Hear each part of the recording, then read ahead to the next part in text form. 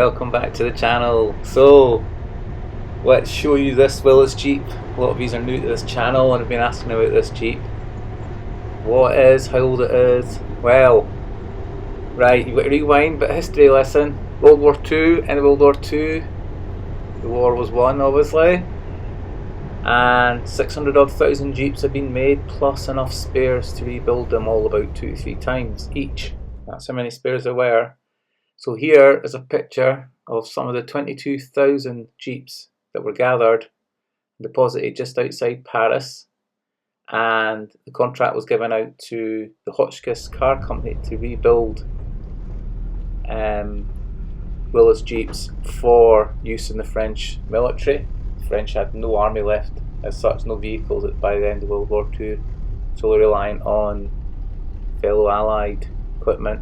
So these Jeeps were rebuilt, and of that 600,000, roughly, this is exact figures, roughly 600,000 odd, about half were manufactured under contract by Ford. They were termed GPW and their parts were stamped with an F script, and about the other half were contracted by Willys Overland, which later became Chrysler, which became your modern Jeep badge.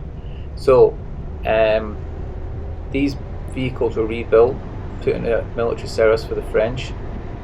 They all went on to serve in Algeria, etc., and they had enough parts to keep these Jeeps running, so they ended up rebuilding them, and then eventually when some of the parts started to get down on the ground, under license of Willys Overland, the French Hotchkiss reproduced, and these Jeeps were termed an M201. So this is a Hotchkiss M201. It's also referred to as a Ford Willys. So what Hotchkiss did was they remanufactured Willys MB parts identical to the original parts, including American thread, nuts, bolts, fasteners, inserts. So it wasn't metric, even though it's French. And what a lot of these Jeeps have, this one was probably built in the Hotchkiss factory as a new Jeep, because it's one of the last ones, 1965 it is, which is the last year they used the petrol engine. So the engine is exactly the same as end of 1945 into 46, the 134 flathead, the famous Gold Devil engine. It got an overhaul, and they put a stronger rocker cover on it and a camshaft instead of a chain. Also, Hotchkiss ended up going to 24 volts. This one would have been 24, but somehow it's been converted to 12. So like most French Jeeps, it's all been American-fied with badges. There's the original data plate though, made under license, Willys Overland by the Hotchkiss car company. So you've got 3 levers, you've got high and low, 2 and 4 wheel drive, and 3 gears, basically 1 to 3 in reverse. There's the engine. Differences, obviously there would have been 2 batteries there. Mine's 12 volt now. They're all different, these Jeeps, little bits. They've got Solex carburetor. The air filter on the Hotchkiss is there because it's where the battery would be, is in the way basically. Everyone else is remanufactured on this one, all the panels by Hotchkiss. However, Chris's Jeep, which is also Hotchkiss, his has got World War II wings on it and bulkhead. So this one's got World War II axles. It's got a Ford axle on the back with a script on it, and a Willys front axle. So this is why we refer to these Jeeps as Hotchpotch. That's a World War II replica blackout light. It did come with a Hotchkiss light, which I've got, and it's also got, these are clever, the Pioneer tools. I'm going to do videos just on all these little things. How the everything was designed, you know, perfect. What you got to remember is there's nothing on this Jeep it doesn't need. Bare essentials. It was all about weight. These things had to go in gliders, etc.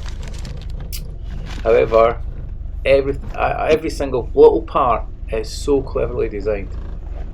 It's fantastic.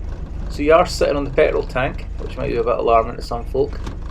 The lights are clever, so with the lights off you've got no lights at all. One click on you get brake lights, full right you get full lights. One left is convoy lights, and then another click left is blackout. So that's what that little lamp is on the wing there. There would have been an aerial on this one originally. It's been cut down. It's got the pintle tow hook, because they all have petrol can on the back. The bumperettes. These are designed so the Jeep can go to 45 degrees from flat without anything in the back end catching. Starter handle, if the battery's flat, you can hand start them. This one would have had electric windscreen wipers. It's got World War II style manual. It's got a gun rack as well on it. You can fasten the hood down like this and the screen down. I tend to ride it with screen up, but on really hot days get the screen down. Yeah.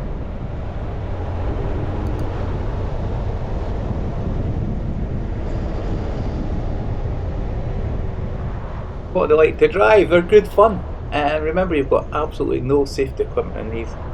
There's no seat belts, nothing, no airbags, nothing, you know. Basically, I would say this thing's more dangerous than a motorbike, especially with the screen up. If you hit anything, that screen's going to take your face off. So, anyway, moving on to that. You've got a constant direct mesh first gear, so you've got to learn to double clutch first into second, and the knack of getting second down to first is quite hard without going to a stop to not crunch it. If it's set up right, the steering's tight, replaced and stuff, and the brakes are balanced, it goes well. Power wise, these have got a lot more power than a Series 1 Land Rover. You don't get a 0 to 60 on a Series 1 Land Rover in the stats, because they won't do 60 mile an hour. These have a top speed of 65. I wouldn't want to do 65 in it. I did just over 60 in it once, but it'll sit at 50, 55, zoom along at 55, quite happy.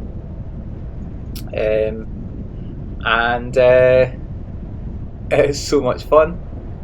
But be prepared, wherever you park, folk are going to come and look at it and ask for photos of it and stuff like that, and ask all about it. So if you don't like getting attention, just remember that. I don't mind. I know it's nice.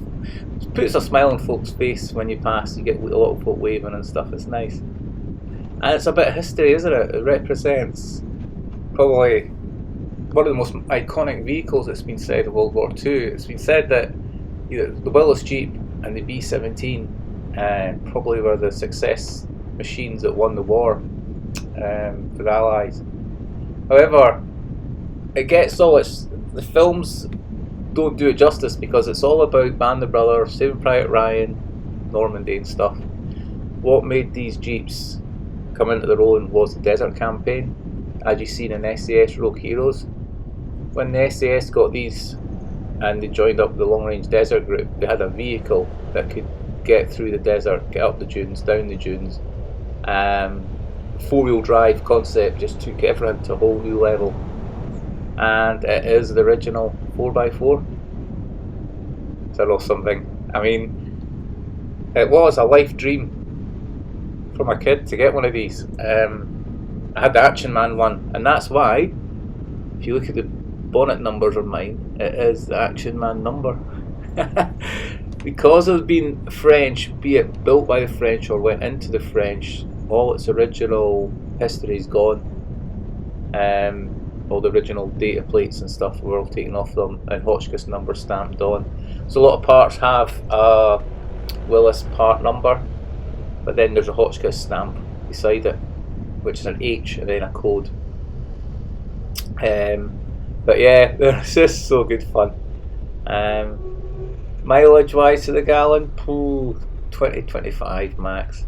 40 quid for a day out basically. Thankfully, unleaded's getting cheaper. Now you can run E10 in them, folks, so you can with Castrol Valve Master. I try and put E5 in, and now that petrol's come down in price, I tend to put E5 in. There's all these horror stories about petrol pipes disintegrating, carbs blocking and that, and it's turning out loads of folk are not having any of that problem with E5. You just don't seem to get that ping, that lower octane thing. But these Jeeps were actually originally designed to run on like 60 octane or whatever it was in World War II. really low quality fuel as well. But if they're set up and looked after, they're pretty robust machines. I mean, I would go anywhere in this tomorrow. I'd take my spare oil, transfer oil, a toolkit, and I'd head off tomorrow in this. If I could afford the petrol, I would drive this up north. I'd love to drive this to Skye and back, but if someone wants to sponsor me 2 or 3 grand for fuel, I'll do it.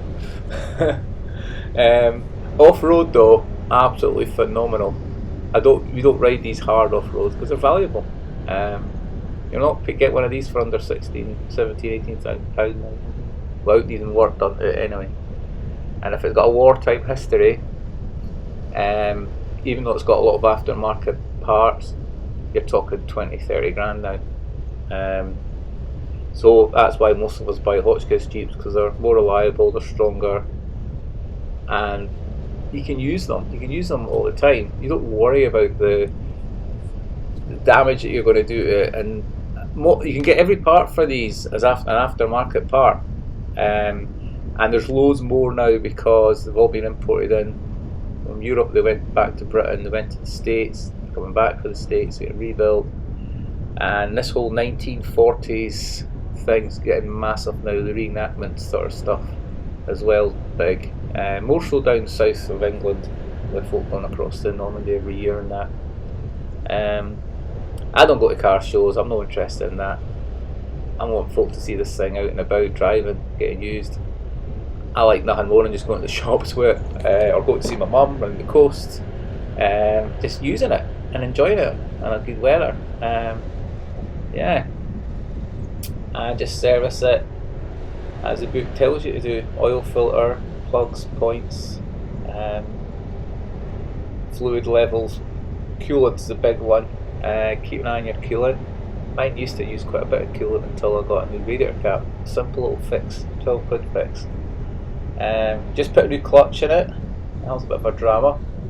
The gearbox has a transfer box attached to it, and it's not alloy, it's actually steel. It weighs a ton. So we dropped onto the garage floor, me and Callum changed the clutch. We couldn't lift it off the ground. We managed to devise a winch where we had to strengthen my garage beams to do it, but we did get it up and eventually. What a carry on though. Parts come from, originally I think they're coming from the Philippines and India. Like the non-Royal Enfield parts, the Indian stuff, a lot of it's pretty bodgy, cheap, crap steel, and you end up filing, drilling, bending things to shape, to fit, and that's just nature of ordering one of these. That's the fun, actually, of them.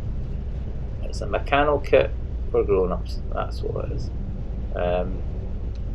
And it's money in the bank. You know, your money's not getting any interest sitting. So you're not buying a good classic car of your choice, and then that way you're having fun and you'll get your money back, but you'll get more than that, because these things are just going to only go up in value.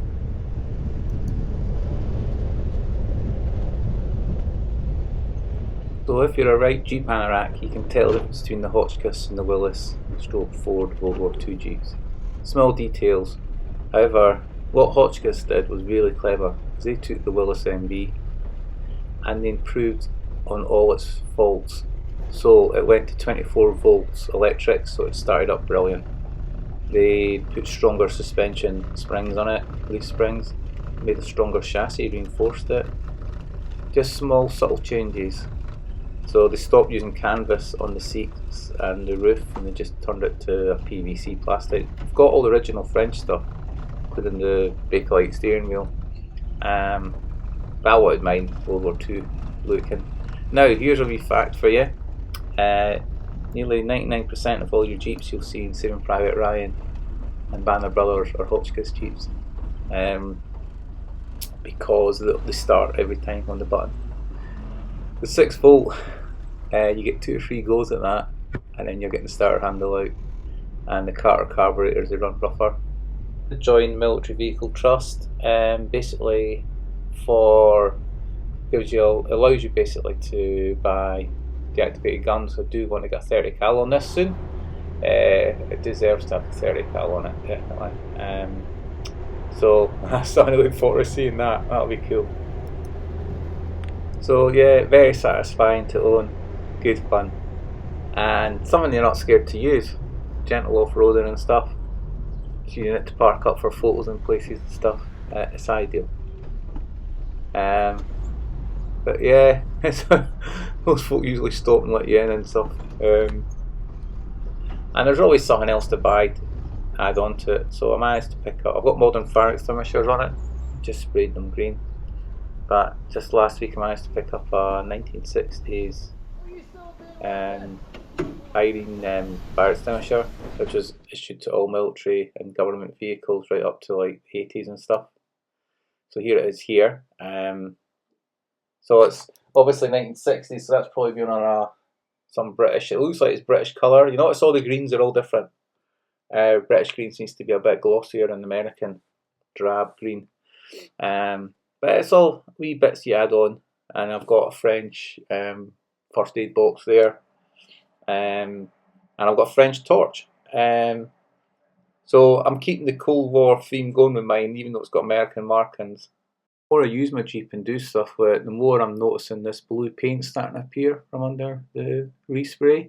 So that must be French Air Force, possibly Navy, but more than likely Air Force this has been in. It's always something new you'll find out about your old Jeep. But they're great fun just to take out and hang out and be it down the harbour for a chip roll or just out for a cruise. There's some info on Willys Jeeps and Hotchkiss Jeeps for you, and I'll be back with more wee techie stuff on it, showing you little individual stuff on them. It's so clever. And there'll be some films on days out, probably alongside Chris with his one as well. So thanks for watching as always. Leave a like, comment, I'll get back. Thanks again. Bye for now.